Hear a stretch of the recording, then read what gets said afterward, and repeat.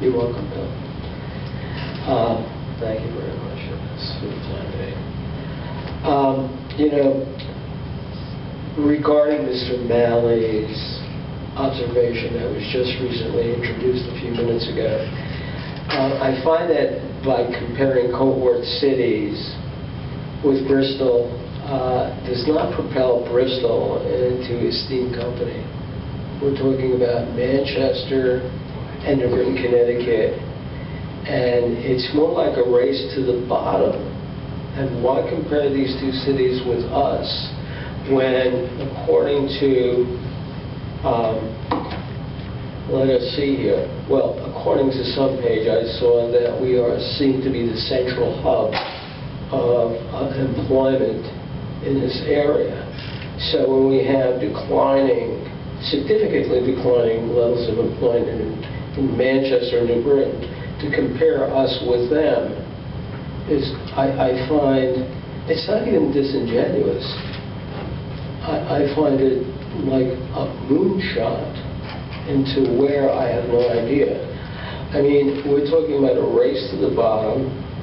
So I find the comment by Mr. Malley neither encouraging nor forward-looking at all.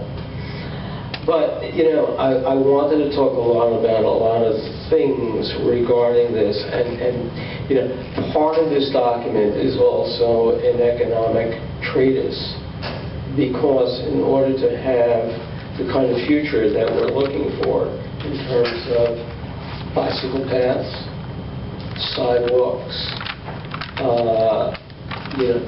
sustainability, that requires a good deal of money. And, Mark Twain once commented there are three types of lies. One is your everyday white kind of lie that we all tell each other, including ourselves.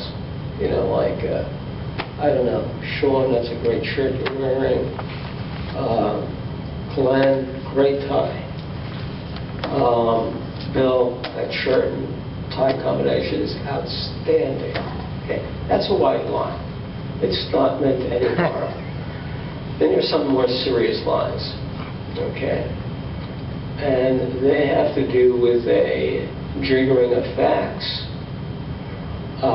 For example, hey, I didn't have sex with that woman, or in the White House, or the Oval Office, or, for example, there were weapons of mass destruction that we have to go over and get at the cost of 5,000 lives.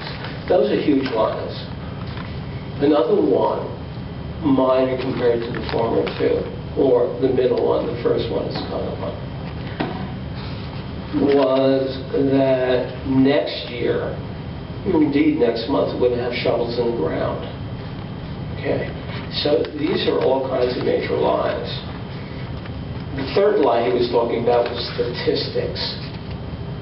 Okay, and when I look at statistics, I come immediately to page 18, and under 2.6 economic conditions in Bristol, and I addressed this to Glenn some months ago, and I don't know if he's come up with any figures directly that would delineate the question or delineate the answer that I had the question for.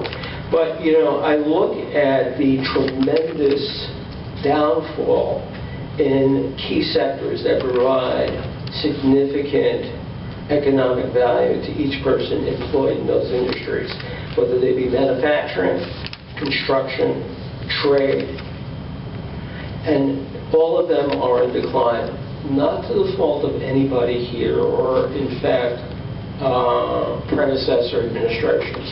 These are all macro-based, whether you want to call it congressional gridlock, you want to call it a retrogressive tax code, whatever you may want to call it. It's there, it is what it is. But to catapult the service industry as the shining star of our deliverance is a little bit disingenuous. I call that, I don't know, I don't know what I call that. It just seems disingenuous, which kind of borders on actually a fourth kind of lie, which is a sin of omission. Because when you look at 13,670 as the shining guiding light to our future, if economic sustainability is going to be important to all the other kinds of sustainability we want in this town, then we're looking for a poor excuse for that to happen. Because as we all know, service sector jobs pay dirt. We all know that. To think otherwise is not to be thinking at all. And, you know, there was a remark that was made, and I'll end it right here. Well, there has been a transition from manufacturing jobs in the 60s to service jobs in the 2010s. And I don't know where that might be right now in 2015, but I suspect it's significantly more than it has been since 2010.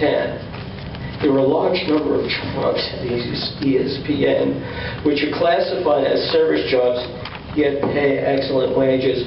Where are the facts that tell us and inform us so? Okay, where are those facts? And where is the breakdown? Glenn, with all due respect, when I asked this question quite a number of months ago, those service jobs, how many are part-time, how many are full-time, and what are they paying? All important questions to ask as an underfooting, as the foundation for the PoCD going forward. Thank you very much. Thank you. You're welcome, Bill.